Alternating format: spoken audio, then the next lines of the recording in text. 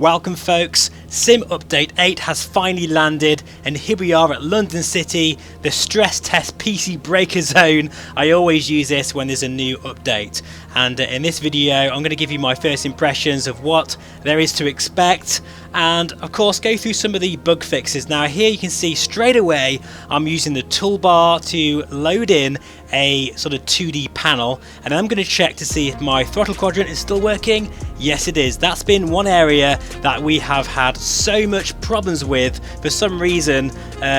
Before in Sim Update 7 it broke your controllers and then you'd end up crashing or falling out the sky literally because you can't control your aircraft. That has been fixed.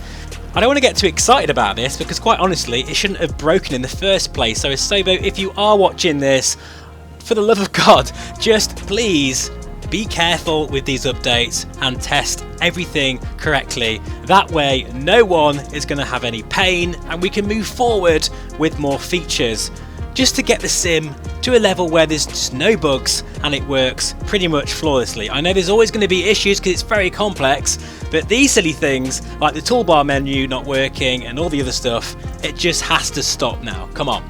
Right, here you can see I'm using the Reverb G2 version 2 by the way. I'm absolutely loving this headset with the OpenXR toolkit. It just looks so good. I'm changing everything, getting it into a snowy scene, just trying to break the sim. And so far so good. I've been flying around now for about an hour and things are looking good, but I have to say it's not perfect. Particularly there's still an issue if you switch certain USB devices on, the sim still freezes and it still can crash.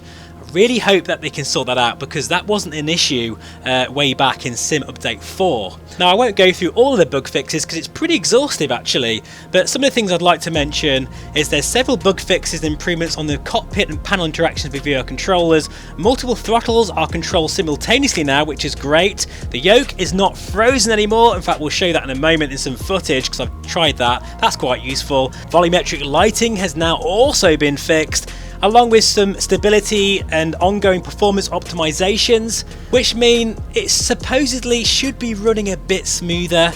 But to be honest, I don't really notice anything at the moment. I'm running it vanilla, and by the way, what I mean by that is I recommend that you rename your community folder and just run the sim default for now, okay? And then once you add in your, payware modules, you'll know if there's a crash, it's related to either your payware, add-ons, or the sim itself. But overall, in fact, what we'll do now, I think we'll bang in some real-world weather, because that's one thing I have definitely noticed. Real-world weather does not have such a performance impact it had before, and there's improved multi-METAR visibility ingestion, which sounds very good.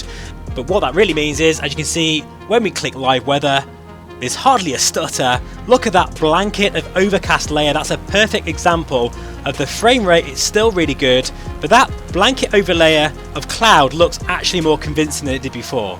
Anyway folks, that's enough of me talking. Please let me know in the comments, what are your experiences with Sim Update 8? Thank you so much for watching and I'll see you again very soon. Bye bye for now.